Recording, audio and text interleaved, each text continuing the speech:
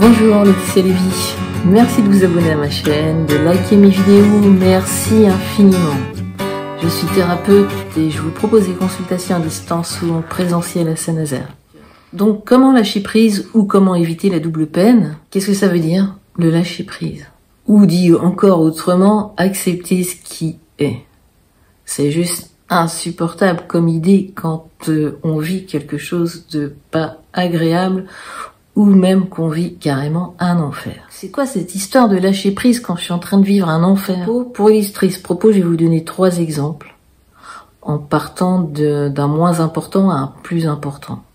Pour voir, pour comprendre en quoi c'est important, qu'est-ce que ça veut dire de lâcher prise tout simplement. Par exemple, j'avais prévu un pique-nique avec des amis et voilà qu'il pleut. À ce moment-là, lâcher prise, qu'est-ce que ça veut dire? Ça veut dire que je suis déçu. C'est ok, je suis déçu. C'est ok, c'est un imprévu. C'est ok, mes plans vont se passer autrement. Ok, d'accord. Tout ça sont des faits. Tout ça, c'est ce qui est. Je passe à autre chose.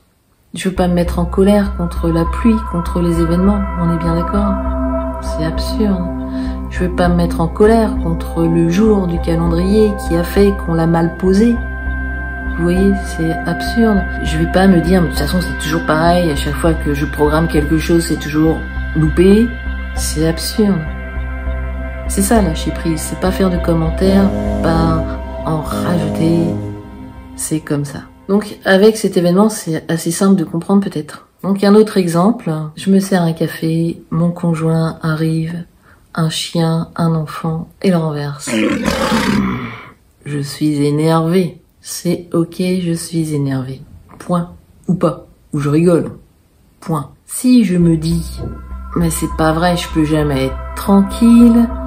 Si je me dis, mais il a fait exprès, mais c'est pas possible. C'est dingue quand même. Il avait pas à être là. À ce moment-là, je m'en rajoute. Et c'est la double peine. À ce moment-là, je ne suis plus avec ce qui est. Je ne suis plus dans le lâcher prise, mais je suis dans ce qu'il aurait dû, ou ce qu'il aurait pas fallu, ou ce qu'il aurait fallu. C'est là que ça devient l'apothéose en général. Et que c'est sans fin. On rumine, on rumine, on rumine. Et on revit les événements. On les entretient. Un autre exemple, j'ai des TOC, et j'aimerais bien qu'il en soit autrement.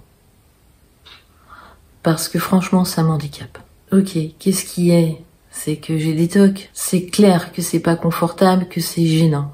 À partir du moment où je souhaite ne plus en avoir, et que je vais broder les moments où j'en ai, les moments où j'en ai pas, et les gens qu'on a, et les gens qu'on n'a pas, et que j'aimerais que ce soit autrement, à ce moment-là, je suis dans la double peine. C'est ok, c'est chiant d'avoir des TOC.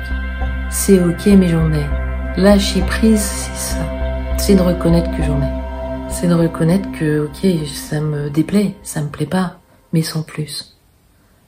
Quand je dis sans plus, c'est ne pas m'en vouloir, ne pas leur en vouloir, ne pas vouloir autre chose, ne pas vouloir être autrement. Pour aujourd'hui, c'est comme ça. Et regardez ce que ça produit à l'intérieur de soi, juste de faire ça. Ce que ça procure à l'intérieur de soi. Que de reconnaître, sans chercher à lutter, à se combattre. C'est comme ça pour aujourd'hui, pour moi. Ok, c'est pas ma préférence, mais c'est comme ça. Regardez ce que ça procure. C'est énorme. Et c'est comme ça qu'on avance. Comme dirait Ginette Forget, quand j'embrasse, ça passe. Quand j'embrasse ce qui est, ça passe. Et quand je résiste à ce qui est, ça persiste. Voilà, c'est l'idée du lâcher prise. Je vous remercie. De tout cœur avec vous, prenez grand soin de vous, vous êtes la personne la plus importante. Merci.